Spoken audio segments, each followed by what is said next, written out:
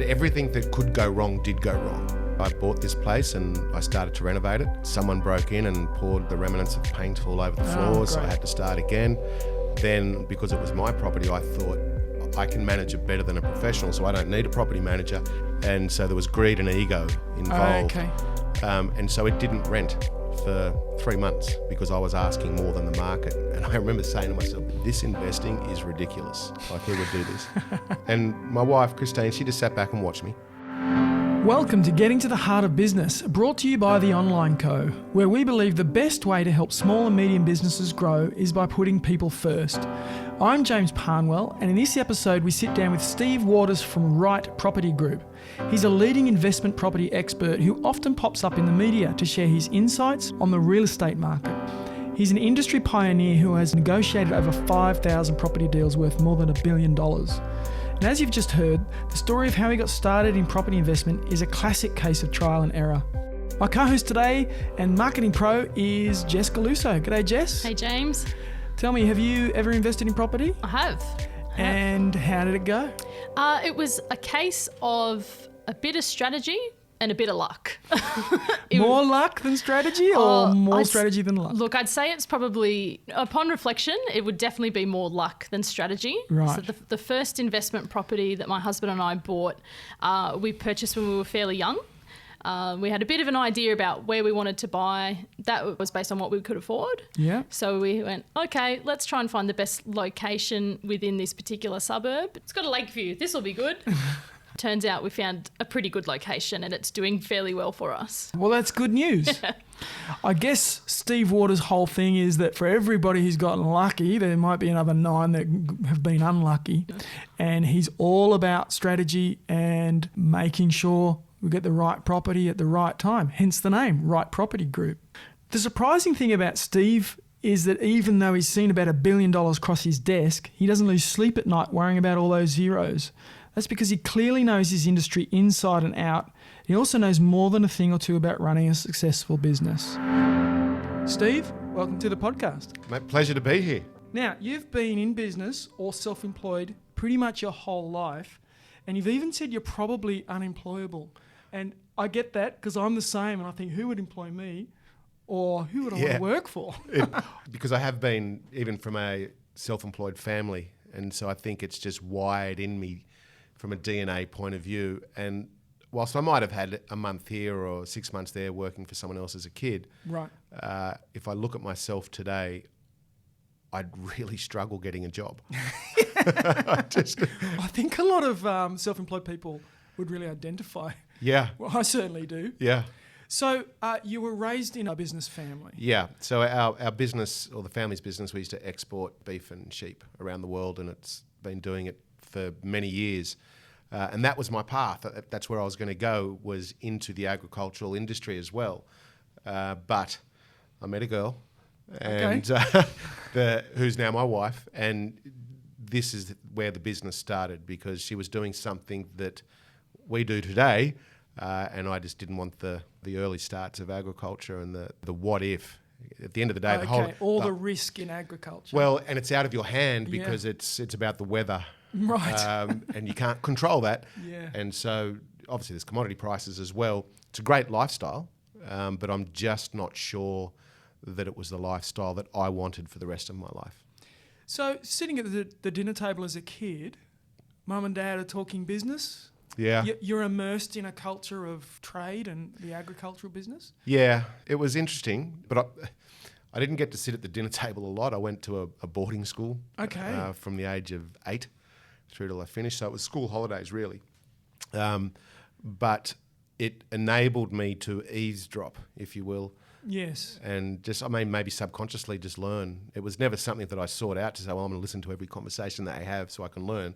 Because as a kid, that's the furthest thing from your mind. But as I got a little older, into my teenage years, then I started to deliberately listen. And in fact, I even remember on school holidays just going into my father's office and just being there to see how he handled, whether it be conflict, opportunity, deal, and I owe a lot to him and my mother.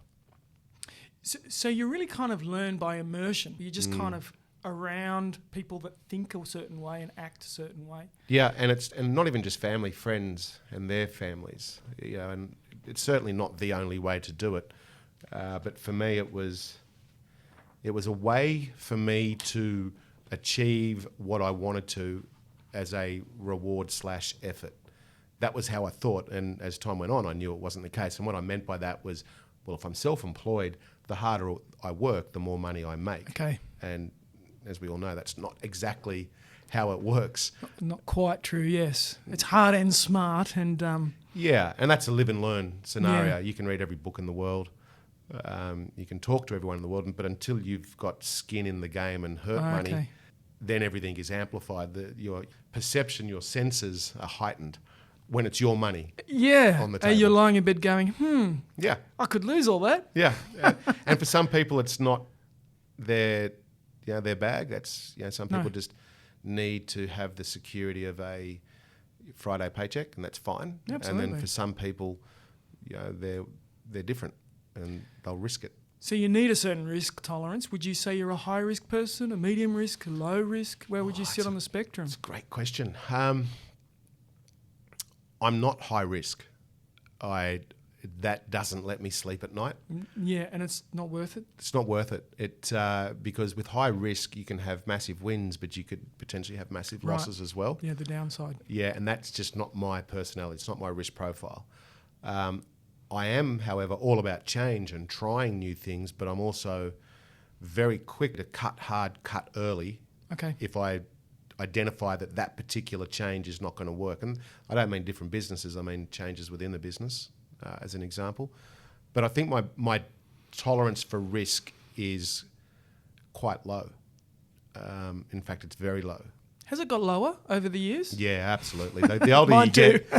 the older you get, I think the tolerance tends to contract. However, you often see people, the older they get, they potentially clutch more as well. Because they're more desperate. They're more desperate. And I refer to that as the race 8 get out stakes. So when you go to the horse races and you've lost all your money on races 1 to 7, you put everything you've got left on race 8, long shot, hoping to get some back. And we see that within our industry, we see that quite a lot. And unfortunately, there are people that target those people as well, which is a shame. Okay. Now, your dad had quite a large business with a lot of employees. So how many people were working for him? Probably up to 1,000 at one stage. Right, so that's a serious business. It was. He's gone past small and medium. He's in the big end. Yeah, but he started, everything that he did, he learned. He grew up trapping rabbits to survive. That was his first business, raiding the trees for pigeon eggs so that they could eat. Wow. And trap rabbits and then sell them, and it just grew and it grew. So like as a kid, he was trapping rabbits? Yeah, as a kid. Yeah, good on him. So there was an entrepreneurial thing happening right from early on. I think it was entrepreneurial / survival, a combination of both. And so it's probably that attitude, hopefully, that rubbed off onto me as well. Because as a business owner, there's got to be a competitive streak in you as well. And a part of you needs to do whatever it takes. Well, as a business owner, you're going to experience that at one point or another. You have to do whatever it takes. Yeah. And it's just important that you identify that. And I think it rubbed off from him onto me, hopefully. Yeah, so being around him, probably a bit of genetics too, right? Yeah, hopefully. I don't know.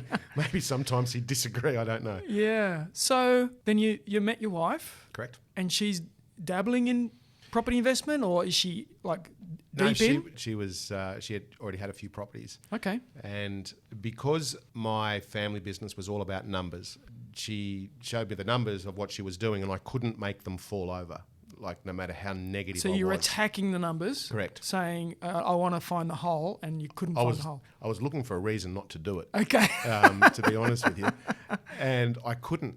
And so being the bravado idiot that I was, I said, okay, this sounds really, really good. Go out and find me a property. And within maybe 24 hours, she said, I've found one for you. And I just went to water. Like it was like, no, this is too quick. This is too much. It's too easy. Too easy. Too good to be true. Yeah, I hardly know you. All that sort of business. But anyway, I did it, and I still attacked it with my filters of negativity, if you will. Okay. Well, some people call me negative. I think I prefer to classify it as conservative. And I did it, and that was the end and the beginning of everything at the same time. I just then did it again very quickly, and then I went all in. Okay, so you've used the word negative. Are you really talking about analysing contingencies and looking at potentials for ways for it to go bad so you can mitigate that risk? Yeah, and I say maybe the word negative tongue-in-cheek, really, because I think that's what some people might perceive me to be, not in life, but in business. But it's not. I'm conservative, but I'm also tactically aggressive when I need to be. And I'm patient. But that's all learnt as well. So learnt from early on with your family and then applied into a different market? Theoretically, it was learnt from my family, so I'd sit back and watch, and then I worked within the family business, and I had sort of managerial roles in that as I worked my way up at a very early age. But it was still not real because it was the family's money. It wasn't entirely mine. We come back to skin in the game, don't we? Skin in the game. Yeah. And I learned to be sort of patient and tactically aggressive because I think inherently that's my nature anyway. I think you have to play with what you are and utilise that to the best of your advantage. Right. And then act in line with your identity. Correct. How you work. Yeah. Yeah. And you can learn other traits in terms of, well, I need to be more aggressive or I need to be more fortuitous or whatever it may be. But that comes with time. It's not something that you can just wake up one day and say, well, this is what I'm going to be. It's a gradual process. I think that's important, identifying who you are and how you work, as opposed to potentially reading a book or watching a TED talk about a guru and saying, that's what I need to do, that's how it works. When that's possibly their method.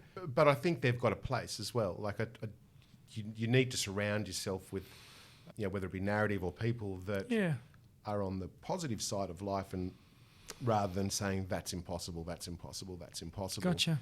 But it will come a point in time where you'll either get analysis paralysis or you'll be a seminar junkie, but you'll never make that next step. You'll never take that next step to see, well, it is possible. I'm going to put all this theory into practice. Yeah. And then you'll need to rewrite the book because theory is different from practice. Totally. So when you say tactically aggressive, is that what you mean, getting skin in the game? Yep. To a degree it does, but it's more, I think for me, it's more about if you take the market that we have today in terms of our industry, being real estate, we've been patient for a long time for this moment in time. We've still been creating our portfolios, but now at the beginning of COVID is a great example, was to be tactically aggressive. The media was saying that the market would react one way, but our experience showed us that it was going to be polar opposite in the positive. And so we just went hard and early. Same thing as we did during the GFC and just after it. So there are times when you need to back yourself. So it doesn't matter whether you're you could be a plumber and you might need to resource up because you see a housing boom about to happen. And so you want to be at the front of the game, not chasing the tail of the market, whatever it may be. Yeah, no, I hear you. Now, I definitely want to dig into this moment, but I'd like to go back to that first property that Chris found for you. Yep. And you got in the game. You got skin in the game. How did it go? It went really well. It, as I said, I had everything that could go wrong did go wrong, which was... Okay. So I had, I bought this place and I started to renovate it. Someone broke in and poured the remnants of paint all over the floors, so I had to start again. Then, because it was my property, I thought I can manage it better than a professional, so I don't need a property manager, and it's got to be worth more per week because it's mine. Yeah. And so there was greed and ego involved. Okay. And so it didn't rent for 3 months because I was asking more than the market. And I remember saying to myself, this investing is ridiculous. Like, who would do this? Anyways, and my wife, Christine, she just sat back and watched me. Okay. She'd already given me the instruction that my personality dictates I've got to learn myself. Don't touch the hot plate. I'll touch the hot plate. So when I bought my property back down to where the market sat, it rented within a day and I got a professional involved, literally within 24 hours. Okay. Those tenants stayed there for the next 8 years, and in terms of value, it doubled in 12 months. So I was pretty stoked. So that's a pretty spectacular result. I'm fascinated by greed and ego because I think as business people, they're two things that trip us up all the time. To go from, I can do this is my property, so it's worth more, I can rent for more, etc., to I've got to get a professional. What had to take place? Did the bank balance hurt you? Yeah, I was burning money out of my pocket. Was it that simple? Yeah, it was. But I think I came to the realisation that I needed to implement a team of professionals that do this every day to actually take control. I'm still glad I went through it because it's a really good way for me not to emulate the same mistakes, but secondly, in terms of my business, is to give the guidance to the clients. It's not about this is what you need to do to succeed. It's also equally important, don't do this because I tried it and it doesn't work and you'll burn money. Okay. So it's not always good news stories. The education is also highlighting what hasn't worked. This is what can go wrong. Correct. Which always comes down to, as you mentioned, greed and ego. In fact, it doesn't matter what the asset class is. Could be pencils, property, bananas, whatever it may be. Greed and ego is at the root of all failures. Yeah, so pride leads to a fall. And I guess you've got to have the fall before you go, oh, okay, I'm not Superman. Sometimes, yeah. Sometimes. Do you think you got lucky with that first property, or do you think you had the tactics and the analysis right? And I had nothing. It was my wife, or then okay, girlfriend. good. Thank you, Chris. Yeah, it was literally because this is my first foray into property, and it was a hell of a lot of money back then. She did all the diligence, she did all the data research, she identified everything, and I just said yes with gritted teeth. Yeah. And it worked out, but it worked out because of her knowledge. Okay. So she was replicating what she had already done for me. And it was after that once again, now that you've got skin in the game and everything is heightened, or your senses are heightened, suddenly every cent, every screw, every lick of paint made a difference. And so you absorb that knowledge more so. And then once it was rented out, as I said earlier on, I just sort of doubled down and went again and again. But even though I had some quick wins, I wasn't actually budgeting on that. I was budgeting 20 years ahead. I just took the quick win anyways. Right. So do you feel that if that first property, because markets stagnate, right? In a different time, it could potentially held its value where it was for a few years. Do you think that would have changed your perspective, or you think that's probably what you had in mind and you in the first place? Yeah, because I'm conservative, I had that in mind anyway. Like when I say I didn't do any diligence, I did. And I knew that historically properties went up by X amount of money, not in a linear fashion, but the trajectory was up. Yeah. I knew that the rent would cover the mortgage. And I looked at the worst case scenario. What happens if interest rates went up and rents went down? What would that gap be between income and expenditure? And does it mean I've got to stack shelves at Woolies and eat 2-minute noodles? Can I survive it? And the answer was yes. So that was potentially the tactical part of it. Yeah. The aggressive part was the fact that the market had been doing nothing for prior 5 years. So there was, even though I'm conservative, I also saw the opportunity to say, well, we know that historically it'll do something. Everybody needs a roof over their head to survive. Not everybody needs a BHP share, but they need a roof over their head. That's right. And so I knew that over time it would do something. I didn't count on it. I wasn't required for it to do something immediately. I'm all about the long game. It's not, but I will take the short-term wins if they. Of course. If they give themselves. So you positioned yourself for the wins, but mitigated against the losses. And it's always about the loss is always about cash flow. I don't care what anyone says. That saying cash flow is king. To a degree, that's true. It's more about cash flow management is king. Yeah. And you've only got to look at every failure. It's not because of an equity position. It's always because of a lack of cash flow that forces that next move, whether it be to exit the business, sell the home, sell the car, whatever it may be. Yes. So business people know that. There's horrendous statistics of new businesses failing in the first 2 years. If you've made it past that, it's probably because you understand cash flow. Correct. And investing in property is no different. Well, in fact, it's a good analogy. We see every single property as a business. It has its own cost centre. It has its own income. And so how do we minimise costs and increase cash flow, which is the rent?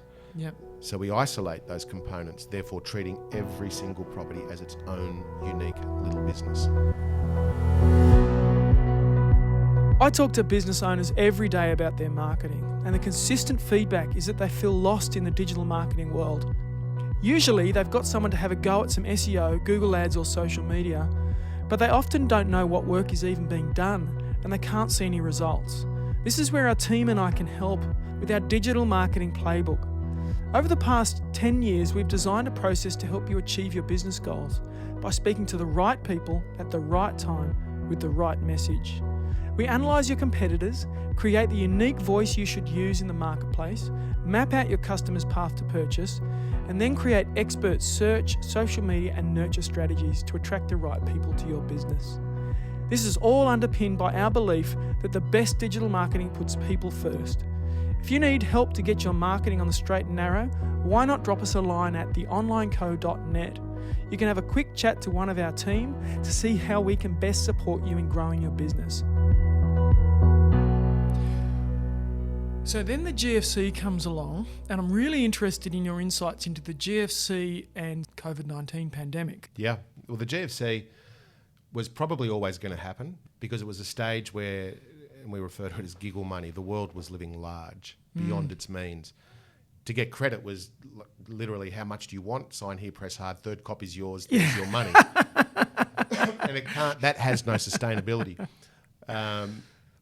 And we knew that credit was going to be tight, and when credit gets tight, so too does the risk appetite of everybody, whether it be a consumer for a new fridge or a car, through to an investor or a business owner. Yeah.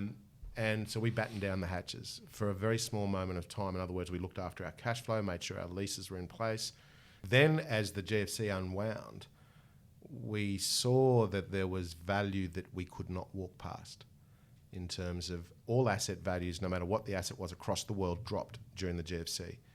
The cash flow didn't. We also recognised that our cash flow in our asset class would actually increase during the crisis because everybody compounds down in their livelihood, but they still need a rent over their head. There's no construction, so supply and demand kicks in. It was just a pretty simple... So just to simplify, you're saying the price of housing went down? Yeah, the price of housing went down. Which meant if you were positioned well, you could purchase... Correct. Bargains. Yep, and psychologically though, it might have hurt some people saying, well, my asset value's gone down. But that's a short-term way to look at it. And as we said to all our clients at that stage, and now history shows that we were right, is that cash flow, which enables you to control the asset safely, would go up. That happened. And we also, those that could control the properties, I'm talking about the general consumer here, well, if you fast forward to today, those properties are worth 300% more. Yeah. And this is the power of time. The COVID crisis was very, very similar. We knew that the outcome was going to be very similar, albeit that the trigger points were different. Because once again, everybody still needs a roof over their head, and we were already identifying that there was an undersupply of accommodation in Australia that's been building up over the last 3 years. COVID has just amplified that position. So as it stands today, if you're a renter trying to go and get a property that's not a unit, that's a house, you're in a very competitive market. We've seen all our rents go up, all of them, without fail. Right. And we've now seen that we're in a potential boom scenario. It's February 2021 as we're recording this. We rewind 12 months and the whole COVID thing was breaking. This is not what the media was saying. Not at all. I spoke to a journalist once and I said, why do you only highlight the bad stuff? Her expression was, if it bleeds, it leads. If it's bad news, it leads the front page of the newspaper. And even now with this crisis, anyone who wanted their time in the spotlight was saying the market is going to drop by 30%. And we and a few other people were very public, very adamant that that is not going to happen. In fact, the market's going to go up. I had a journalist, they rang probably June last year, give me all the bad news stories. What's happening? Where's the blood on the streets? Yeah. I said, there is none. I can tell you what's really happening, and it's actually good news. And their words to me, we don't want that. Yeah. Yep. Then, December last year, they rang me back and they said, we'll have that good news story. Okay. And I said, no, not this time. Where it has, for all businesses, a major effect is journalism, and the way that it's disseminated is far different today, clearly, than what it was years ago. Now it's instant thanks to social media. And so the narrative can be shaped quite quickly quite easily by mass. So a really good example, and we're in February, is that I think it's Game Boy, the shares over in... GameStop. Yeah, GameStop, the computer game retailer, yeah. In its real world, if you go back 15 years ago, that would have been the absolute example of insider trading.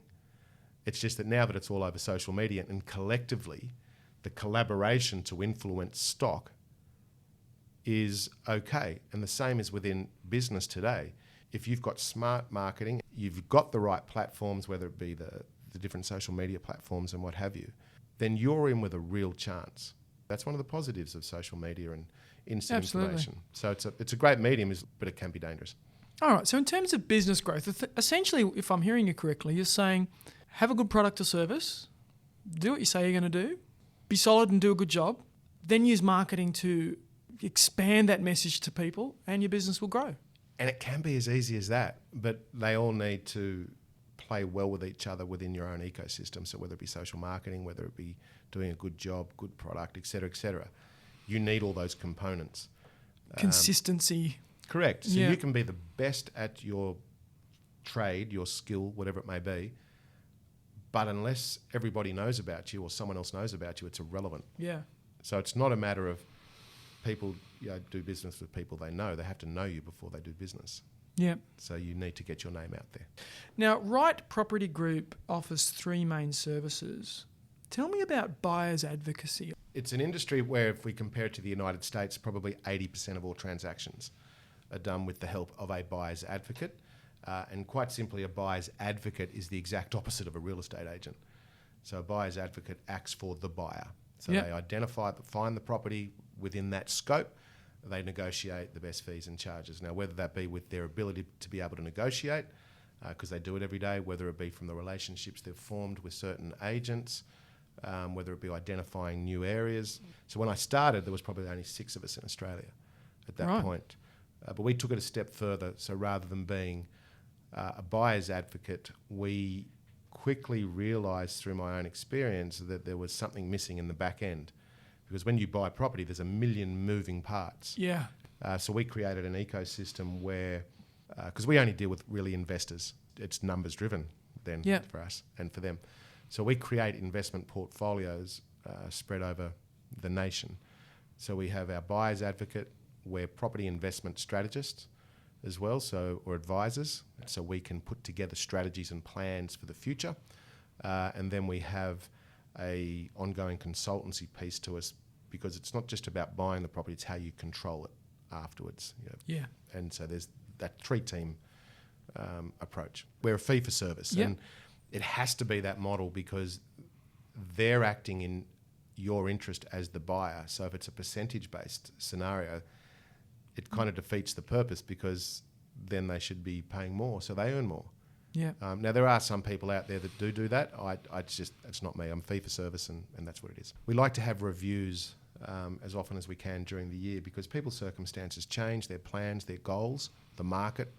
So it's a matter of, just like you would potentially see your accountant, we're the guys that give you the advice on what to do next or what not to do next in terms of your own asset classes. And we plot and we plan for when that next purchase might be, or to sit on your hands for the next 3 years. There's an awful lot of similarities between your business and ours in terms of, firstly, the transparency around fees, but then, the quarterly milestone meetings to see how we're going, and then strategically thinking over the longer term.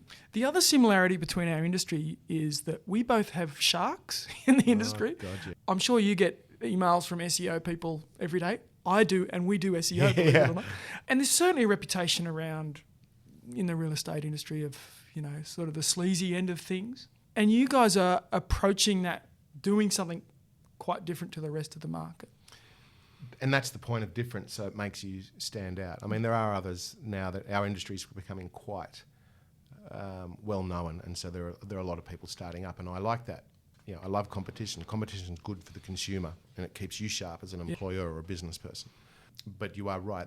Our industry, there is a lot of untoward people, because it's big money. There wouldn't be a week go past where I don't get offered secret commissions from developers and marketing companies and the like. And if you were that way wired, you could make a pretty handsome living off and being, people do. They do, Yeah. which is why initially I joined an organisation, Property Investment Professionals of Australia, which was about protecting the consumer, lobbying government for legislation, because we're an unlegislated industry. Yeah. Digital marketing's the same. Yeah. Bit of the Wild West. Correct. And then later on, I was invited to join the board, where we're continually lobbying government to say regulate us. Yeah. We want it Because it helps the good guys. Correct. Yeah. But unfortunately, that's fallen on deaf ears for the last sort of 8 to 10 years. But we hope that we're going to get there. But we're also there to protect the industry. So we lobbied very hard against certain tax changes that were going to be at the last election. We were an awareness piece for the consumer as well. You mentioned secret commissions, and whenever you buy a property, the real estate agent that sold it to you is getting paid a commission from the vendor, right? Correct, There's yeah. a percentage. But if you go and buy an investment property off the plan, what's going on there? The agent still gets a commission. The developer has their margin. There's probably a marketing company involved. There's quite a lot of fees or commissions in there. Now, I'm not trying to kill a off-the-plan industry. We don't do them. I don't agree with them as an investment asset grade property. But some of those commissions that we're offered are up to 6%. And so that's a lot of money, you know, and a $500,000 asset, and that's $30,000. So if they're going to give us $30,000, there's a developer's margin, who they're entitled to because they've got all the skin in the game. But then there's a marketing company component, then there's a real estate agent. Well, Who's paying for that? The consumer. problem with secret commission isn't the commission, it's the secret. It's the disclosure piece. Yeah. Give the consumer the option to say, okay, I know how much you're earning, I'm happy with that or not. Yeah. And in a buyer's advocacy space, it's here it is. Here's the up fee front. for service. Yeah. It's Complete quite, transparency. Yeah, that's not saying that our way is the only way. It's just the only way that I sleep at night. Yeah. No, I hear you. So I know that you have a real relationship ethic with Right Property Group. How do you work that out? The way to describe it would be that we deal with billions of dollars worth of property, and that always weighs heavy on my shoulders as the business owner. So if you do the right thing, then the right thing will happen. And that's as simple as it can be in my eyes. But the relationship and the collaboration that we have with our clients, as well as our team, is ever so important. So it's not transactional, it's relationship based. Yeah. And that's probably the key to it all. Couldn't agree more. Yeah. So in business for 17 years, it hasn't all been rainbows and roses. What's maybe the greatest challenge or something that you've had to overcome? Because I think people find that encouraging to go, Steve's suffered just like me. He's just the same and he's overcome. You know, there's a lot of rah-rah, you can do it, never give up, and that's all fine. Actually, it's really good. But the other side of that is there's something I need to not give up on, and there's obviously some difficulty. And when you tell both sides of the story, it's actually very encouraging. Yeah. But if you just tell the success bit, it can be quite discouraging because you're saying, I'm better than you. Yeah. I got through this without any hassles. Yeah. And nobody ever did. Never. and I think that's the problem, because people, if they only think that there is never any challenges, when they start out and they hit a challenge, they fold like a cheap pocket knife because they're not expecting it. Yeah. For me, the challenges that I always face is twofold. Things that are out of my control, and that is government policy. But the other, I think, what most businesses will face in terms of challenges is the resources aspect. You know, whether that be staffing, programs, technology, that's always a constant challenge. And when to pull the trigger on that, to be ahead of the game or to be reactive, that's always been a challenge for me, because you don't, as a business owner, you don't want to get to that point of, you know, diminishing returns, but you don't want the customer experience to slip as well. So sometimes you've just got to be on the front foot and spend it before you have it. Yeah. And sometimes it's just as wise to keep your hands in your pocket. Yeah. You talked about cutting things early if something's not going right. What's the indications that you should be cutting something quick? Good question. I think that's quite a sort of an individualised bucket of reasons. For me, it's how much headspace does it take up, and, you know, time reward, whether it is going to complement the ecosystem that I've already created. And this is how you move forward, is you're always trying to plug something else in, because that's what we do. But identifying whether it's going to work, is where the magic is. Sometimes you give things a little bit more time. It's due process. Yeah, due process. For me, I've always found it, though, anything that we've tried that hasn't worked, and there's been a few things, has always been not so much around the byproduct or what it produces. It's been around how do I fit that in with extra resources, and are those extra resources, bracket staff, are they going to be the right people at the end of the day? And in certain things that we've tried, trying to find staff or team members for that part of the industry is near impossible. And so you begin to clutch, and that's a really good sign for me, is once you start to sacrifice certain components of what works for you, then that's a cutaway moment for me. Okay.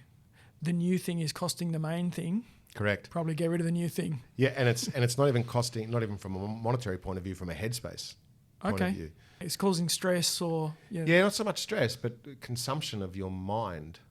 If you've got something working really, really well, and then suddenly you've got no attention for it because of the new shiny thing that you're trying to create. So new shiny things come up quite often in these discussions, because anybody who's entrepreneurial tends to like new shiny things. We like creation, though. Yeah. At the end of the day, we like to create. We like to add value to, whether it be our own circumstances or to the client or whatever it may be, or to the business. And if you're not growing, you're dying. So you should be doing something. Yes. It's just identifying, well, that hasn't worked, I'll move on. Yeah.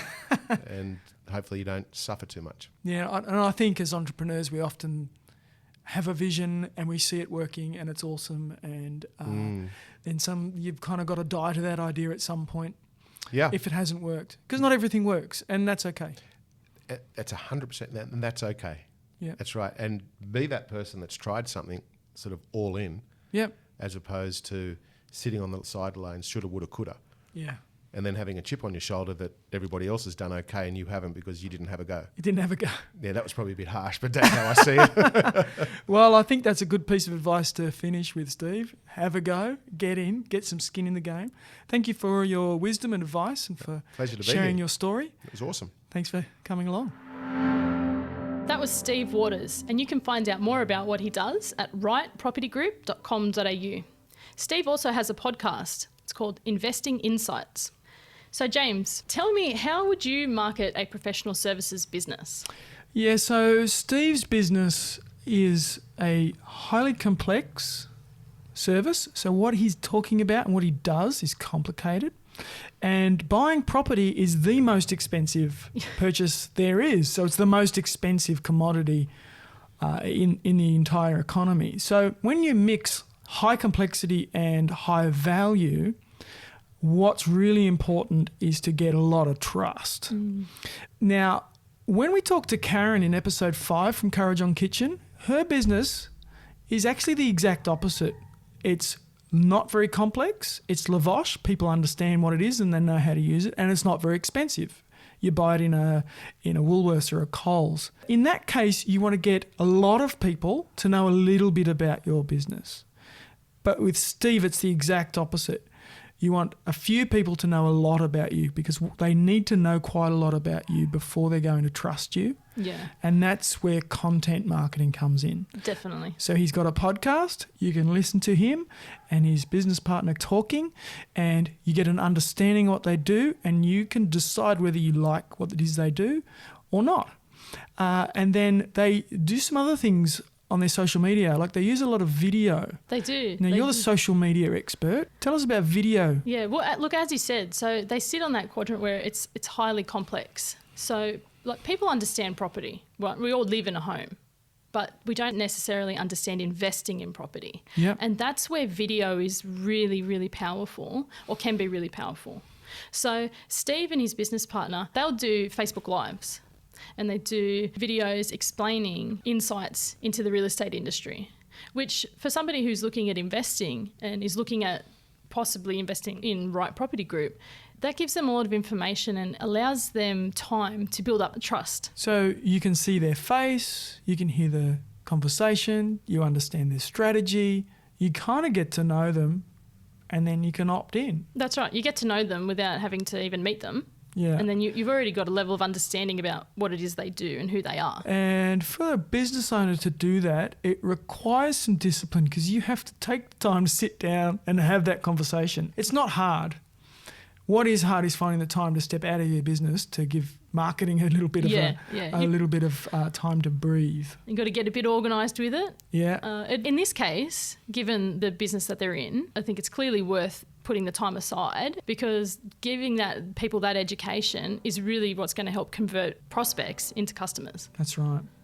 In next week's episode, we're changing gears completely. You'll meet Laura Turner, the founder of Wild Indiana. Laura's the entrepreneur who first brought Silicon Babies bowls into Australia. And now all the big names have copied her, but she was the trendsetter. I think Laura's story is going to really resonate with a lot of you. She's one of those people who started out in business almost by accident. It began as a hobby and just kept on growing. Laura's a mum of little ones herself. She has a real heart to inspire and encourage other mums. And in our interview, she shares a lot of the important business lessons she and her husband Luke have learnt along the way. This episode of Getting to the Heart of Business was brought to you by The Online Co. It was produced by Claire Bruce, music by Harry Parnwell, and you can find us at theonlineco.net. If you think this has been helpful, we'd love you to share it with a friend or colleague. Subscribe to us, and we'd love you to leave us a review. Take care.